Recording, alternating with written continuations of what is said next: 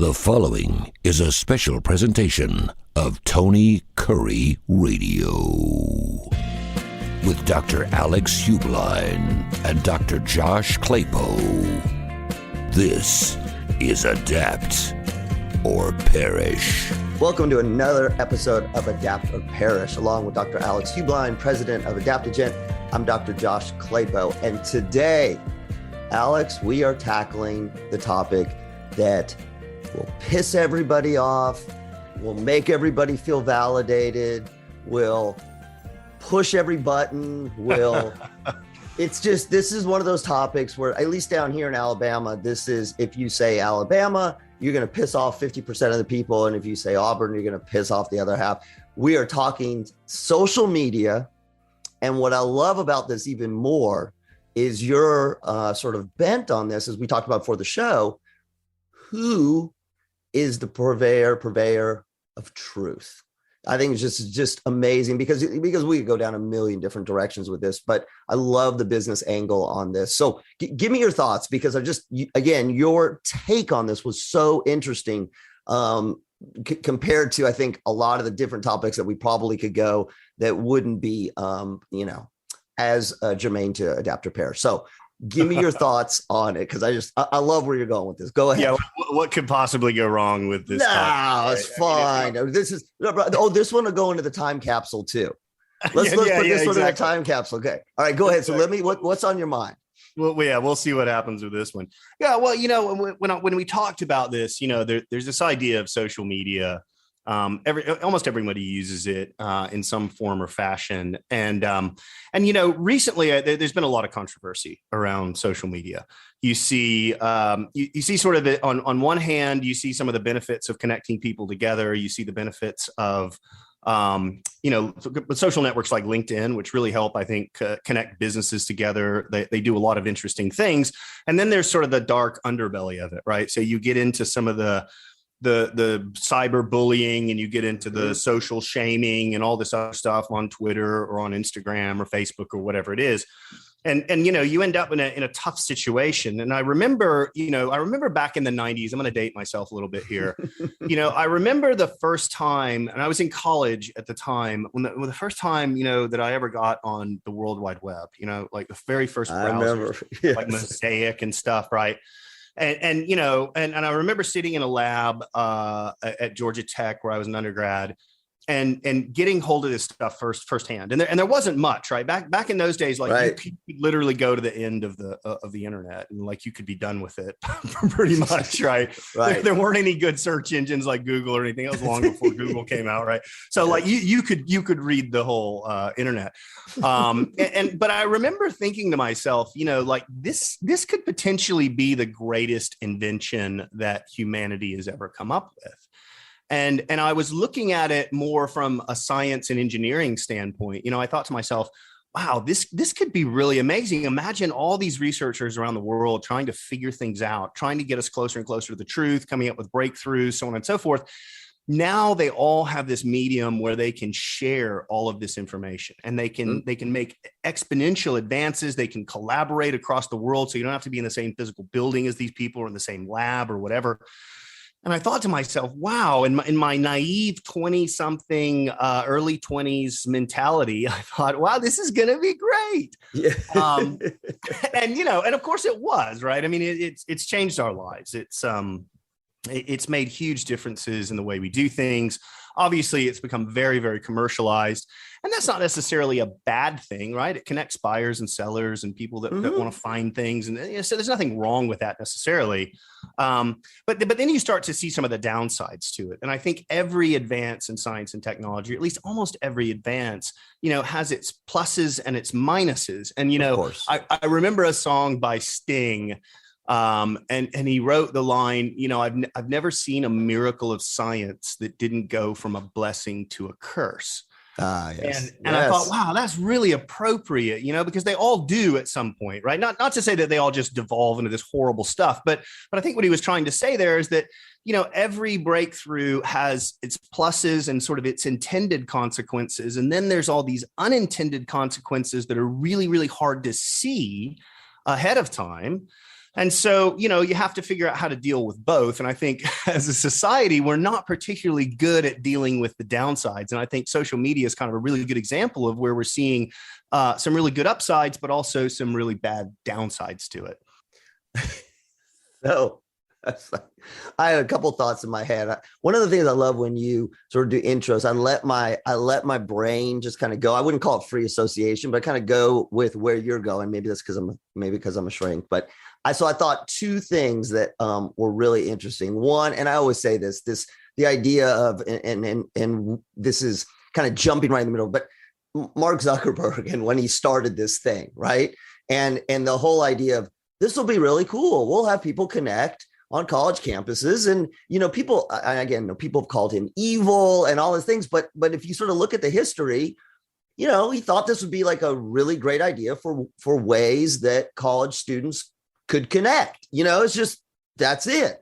And you and I talked about this the last time. He may have seen or thought he saw where it was going, but I gotta believe, and I don't know what your opinion is, and this will get controversial. I can't believe even he envisioned where Meta and others would be when he was creating this idea. Do you think I'm wrong? Like, maybe I'm just totally naive. Do you think he envisioned it as both big, powerful, and, if you will, controversial, socially controversial as it is? Not unless he had a time machine back then and could peer into the future. I don't think anybody really understood where it was going to go. And I think, that we've seen a lot of different formats come up, right? So, it all started back with, stuff that was, MySpace and stuff like that was long before any of the social media stuff we have today. And so, you had kids and college students and whatnot sharing information. They had these garish looking pages they would create, and they were horrible with all these blinking, things on them. They were really, really ugly. And then, Facebook came along and Twitter came along, and now we've got Instagram, and we've got heaps of social networks now, and they all kind of fit their own little niche. But no, I don't think anybody could have seen really where this was going to go ultimately, because let's face it, most people today, or at least a large percentage of people, they get most of their news through social media. They don't go to traditional outlets for media. They tend to, and particularly younger people, that's where they get a lot of their news. And so, one of the challenges I think we've seen over the last few years, and particularly maybe the last 4 or 5 years, is that, you get into, there's kind of two problems with it. One is you get into a lot of misunderstandings because of the medium. It's a lot easier when you're sitting face to face with somebody. You can see their body cues and their facial expressions and so on and so forth. And on social media, though, you've got some characters and you've got some emojis that are really easy to misinterpret. And so I think it's led to a lot of misinterpretation of what people are saying just because of that's inherent in the medium, I think. And then there's also this sort of situation where people don't know what to believe. They don't know what the truth is anymore because there's so many voices. Right. 50 years ago, or even 30 years ago, you'd read the newspaper or whatever, you watch the news on TV and, you felt like, OK, I think I've got a fairly good idea of what's happening in the world. And now there's these millions of voices all saying different things, and people, they just don't know quite what to believe anymore. And I think that's a challenge, right? It's not a bad thing necessarily. It's just sort of what's the truth, and the truth has always been hard to figure out. Even 50 years ago or 100 years ago, the truth was really, really hard to figure out. And now I think that problem has just become exacerbated by all the different voices that are saying different things on social media, even in a lot of the news outlets, the traditional news outlets. So I think a lot of people are just confused as to what do I believe? What is the truth?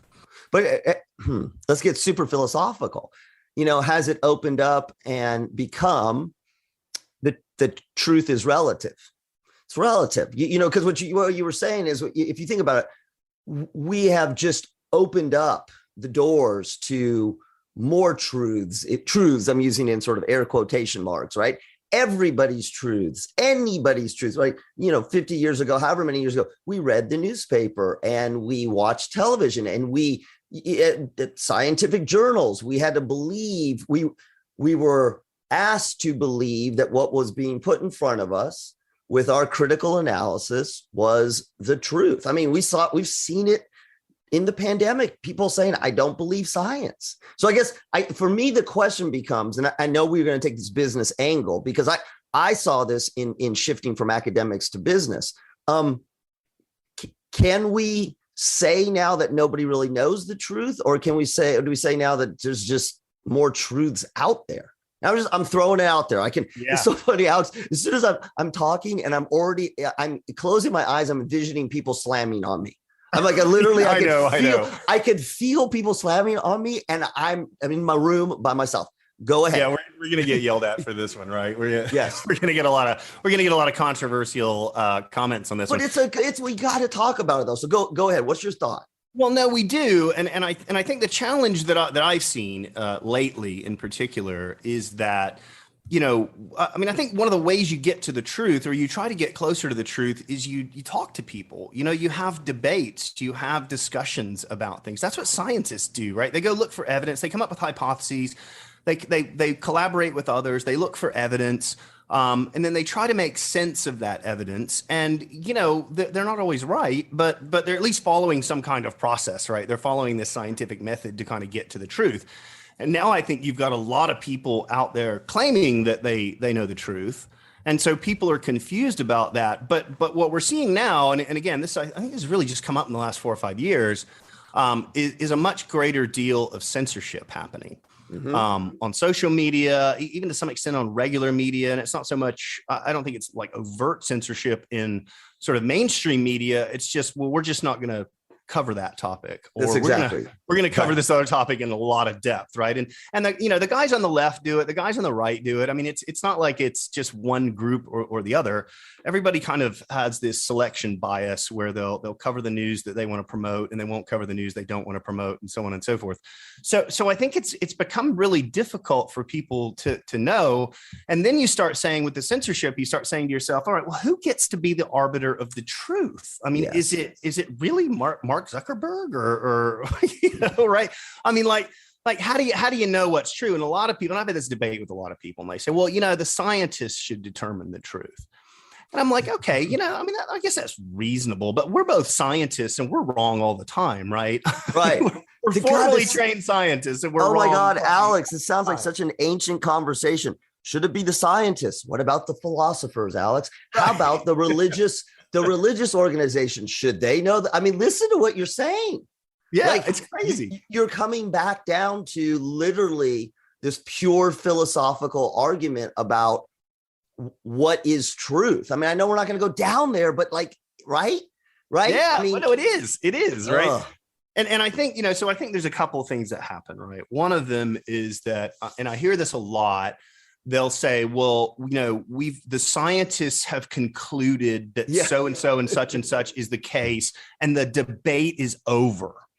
Yeah. And I hear that, and I'm like, if you say that, you don't understand science at all. The debate in science is never over. In fact, the only reason we make scientific breakthroughs day after day, month after month, year after year, century after century is because of the debate. That's right. And there's many ideas that get thrown out there, and some of them rise to the top because they're supported by evidence, and they're supported by, hypotheses that make sense, or mathematics that show that this is probably going to be correct, and so on and so forth. But what I really worry about is when people start saying the debate is closed. There's no more need for debate. I'm like, look, you can't end up in a situation like that, because you've basically killed science at that point. You killed the scientific process if you shut down debate on a topic. You never make any more advancements in that. And let's face it, most scientific theories throughout the ages, from the dawn of time, the vast majority of them have been wrong. Yeah. Right? I mean, that's just the truth. That's a fact. Most of them have been wrong. And so, I think it leaves a lot of people kind of scratching their head going, well, I don't know what to believe here. Can I believe the scientists, the philosophers, the people, the talking heads on TV, the people posting on social media, and so on and so forth. But they kind of miss the point that the debate is actually the important part. The discussion is what advances us, not this sort of body of knowledge that people call science. And I think that's where we get into a little bit of a nomenclature issue, is that science can be a noun in the sense that it's this body of collective knowledge that we think is true, or to the best of our knowledge is true. And then there's science as a verb. You know, you do science to create that. That's body. right. That's right. And so you run into this really difficult thing where people say, no, the science on that is very clear and there's no debate or whatever. And we're going to censor people that have opposing viewpoints. That's where I start to get worried, right? I mean, yeah, those people could be spreading misinformation or disinformation deliberately and so on and so forth. But I think the real trick is, where do you draw the line? You know, where do you draw the line between a healthy debate and then just people running around saying stuff they know isn't true? And I think that's what society is struggling with today. And social media is kind of the best example of how society is struggling with that. So if you make the business pivot, I'm thinking two things. One, I'm thinking that the whole idea from the legal system, preponderance of evidence, right? And I'm also thinking from my own training, that when we were taught that, you know, nothing is valid, it's degree of validity. And it gets into this whole issue, but if you make the business pivot, and particularly with social media, although you could anchor it back to sort of advertising and marketing, social media to me is just an incredibly more potent version of this. You're going to go out and do a sales pitch, right? You're going to go out, you want to peddle your wish. Oh my gosh. Now I'm thinking like snake oil, right? I mean, but this is because listen, because we talked about this. You're going to go out and you're going to say, my company has a product, a service, a discovery, an inference, something that we want to hold out there either for sale or to establish that we have something that nobody else does. And as we were talking about, you say, look at our data, or look at the studies, or some sort of crafted argument about why what you have is true. And if you think about social media, not just as a communicator, but as a source of data, how do you do that in business? I mean, because I know I coming out from academics, where at least in academics, if it was BS, there was like a rhyme and reason to the BS, right? It was like a narrow BS. You could sort of say, okay, this is not true, blah, blah, blah. And then I came out into the business world. I'm like, oh my God, it's like the wild frontier here. It's who do you believe based on your own analysis? So how does data, if you kind of pivot off social media, how does data and access to content position companies to be purveyors of truth? Or, you know, is it buyer beware? What is that? Caveat emptor? Yeah.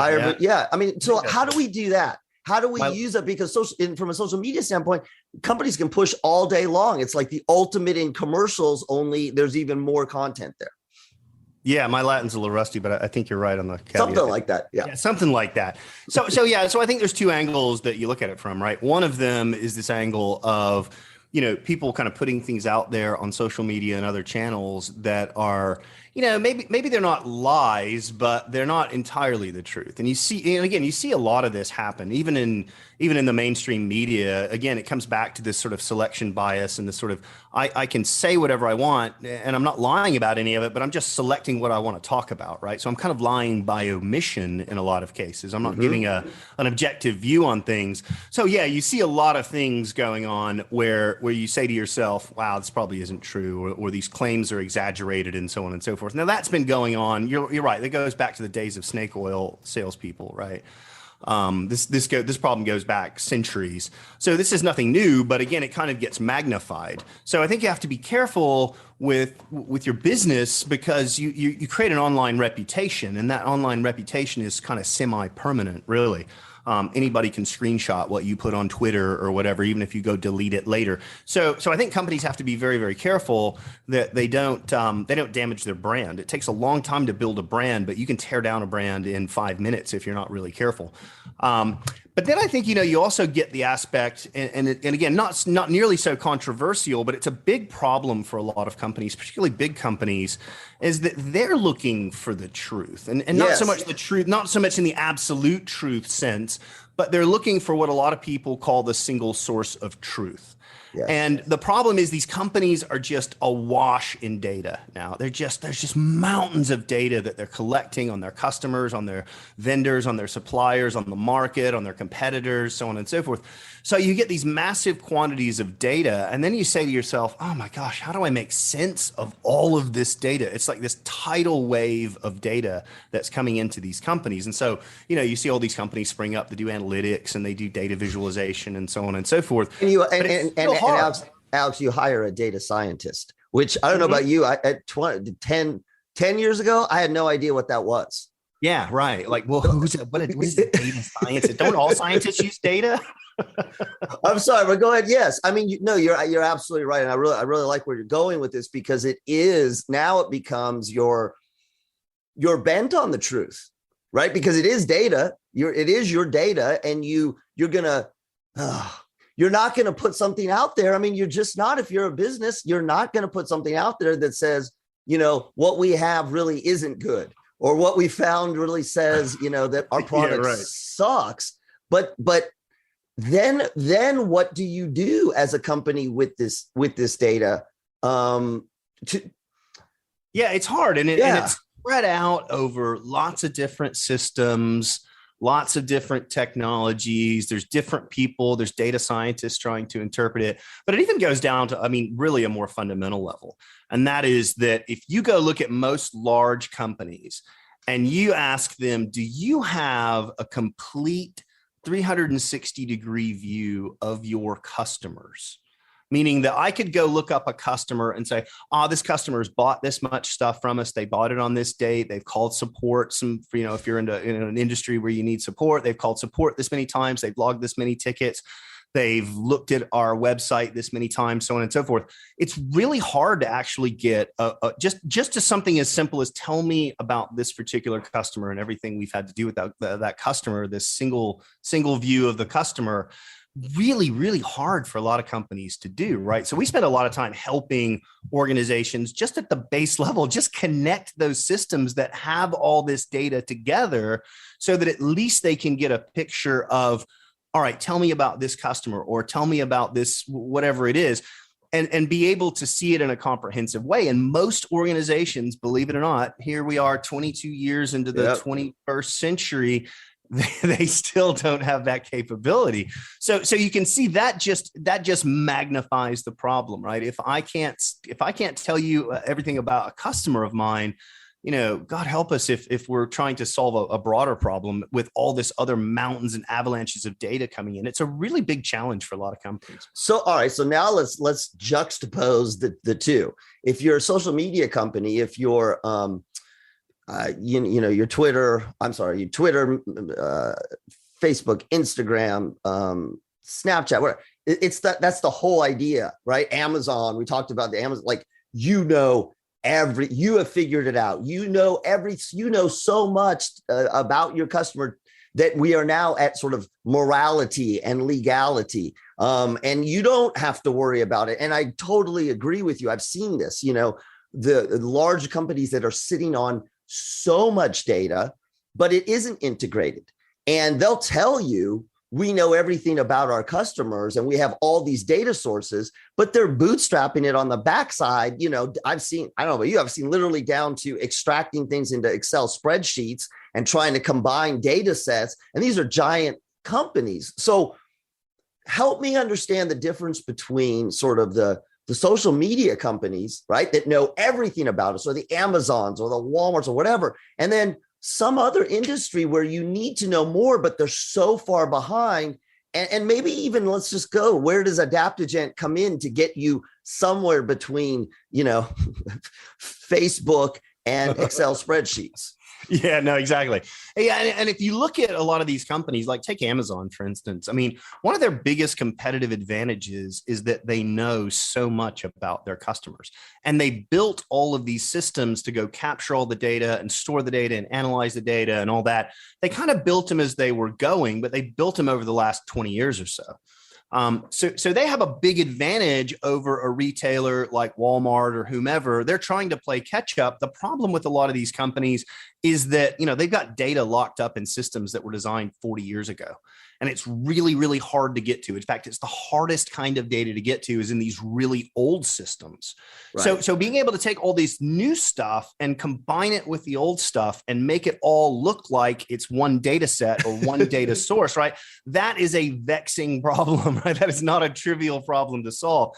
So where we come in is, we spend a lot of time with customers helping them combine those data, right? Get access to that stuff that's on these older systems so they can kind of merge it with all these brand new, really cool systems that are doing analytics and they're doing artificial intelligence and machine learning and drawing conclusions. And there's data scientists running around everywhere doing stuff. If you can't get to that core information about your customers, about your business, et cetera, then all that's great, but you're never going to get that truly comprehensive view that you're after within organizations. And this is particularly true of organizations that have been around for 40, 50, 60, 100. I mean, we deal with customers that have literally been around for over 150 years. And, they have these mountains of data, but it's on these older systems. So how do you make all that look and act very, very simple and look like it's all coming from one place? So now I can at least try to make sense of that data. So that's a lot of what we do. So let me ask you this. This is sort of a strange question, but I was thinking about, again, the Googles, the Amazons, whatever. And I'm going to assume, you tell me if I'm wrong, I'm going to assume they are built for, let's just call it adaptation configurability. They're designed in such a way, or they have personnel in such a way that from the time when they started, at least moving forward, they're in this position to adapt data acquisition. That's an assumption on my part. Yeah, but I think that's true. Yeah. Okay. So what companies, obviously if a company's been around for 100 years, is there an age of a company or a setup where, you all go in and maybe the company's been around for a long time but Adaptogen needs to do less work, if you will, because they are really set up, or they've been set up to adapt to data acquisition more so, than some other company that thought they had it right. I mean, can you position yourself for configurability? I would imagine that Facebook, as much as Adaptogen is an amazing company, Facebook is probably not calling Adaptogen to go, look, our legacy systems just really suck, and we they've never called. Yeah, so does that make sense? Like, how do you know, and how do you see that in your customer base? Yeah. So, in our customer base, we tend to deal with older companies. We tend to deal with very, very large companies. I mean, global 2000, global even 1000 type companies. I mean, these big companies that still have these legacy systems in place. And they have them in place for a really good reason. They're very powerful. They're very secure. They're very high performance, so on and so forth. But getting data in and out of those systems is really, really tricky because they weren't ever designed to do it. So it sort of naturally puts them at a competitive disadvantage to going after what I'll call these newer generation companies that have really come around in the last 20 years or so, that have been able to build into their whole business model all of this data acquisition, customer information acquisition, so on and so forth. They have an inherent advantage. And so the question is, how do these companies that maybe still have all this data locked up in older systems, how do they compete? And so that's a lot of what we do. Again, we help them get to that data very, very quickly, very adaptably, so that they can incorporate it into the modern world, into this new data-driven age that we live in, and then better compete with the companies that have basically were born in this data-driven age. And it's hard to do, though. It's hard to compete. So you've got to be able to move fast. You have to be able to do it very quickly and easily. And that's a lot of what we bring to the table. So we spend a ton of time with organizations that have that very problem. Is there an industry, I kind of know the answer to this, but is there an industry where diverse data is not that important? Because I'm thinking about, people listening to this going, okay, well, that's really great, but we don't need to know every single thing about our customer, or we don't need to know, this incredibly broad, maybe they'd even say tangential sources of data. So we don't need to build such a large or such a expanding system. Is there anybody that you can just think off the top of your head who just doesn't need to know that much? There's very few businesses that I can think of. I mean, what I immediately wanted to say there was, well, maybe commodities industries like copper mining or something. But even those guys, I mean, they go out there and they just have mountains of data. They go out and do all these surveys and they go out and try to find the next big copper mine or whatever it is. They have a tremendous amount of data. It's not necessarily about their customers because they're providing a commodity. So it's probably less customer oriented, but more focused on all the data that I can capture from satellites and from my drilling platforms and my test things or whatever it is. Being able to combine all that data back and then analyze it's just as critical for their business as it is for Facebook or Google or whomever. It's just a different kind of data. But make no mistake, I mean, I think almost every industry, almost every organization has this challenge of how do I acquire data? How do I merge that with the data that I have so I can get a single view of it? And then how the heck do I make sense out of it? And again, it parallels this issue that society has where, wow, we've got all this data. We're getting more data every day. There's more information coming at us. We don't know what's the truth. How do we interpret it? So I think we're seeing this challenge in both society and I think we're seeing this challenge in business. And it's not necessarily a bad thing. It's great that we have all this data because, in the business world, you never have all the data. You wish you did. And when you go to business school, they teach you, oh, well, here's a case study of this company and so on and so forth. And it's pretty easy to figure out what to do. But when you're out there doing it for real, it's very, very difficult to know exactly what to do because you're always basing your decisions on less than complete data. And that's hard. That's hard as a business to do.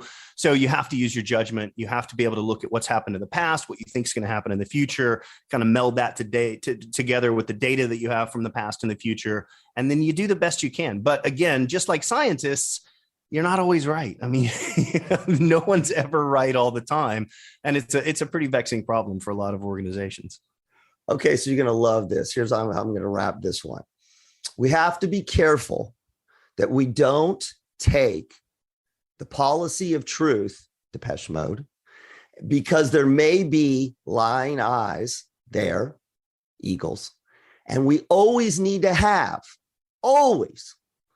suspicious minds. Presley. Well done, man. Do you like that? That's amazing. Like that? That's like the best mashup I've heard in years. Yeah, well, listen, everyone, that is the end of this segment, this session of Adapt or Perish, along with Dr. Alex Heublein. I am Dr. Josh Klapow. Make sure that you listen to Tony Kurre Radio, where you will hear the next amazing episode of Adapt or Perish. This has been a special presentation of Tony Kurre Radio.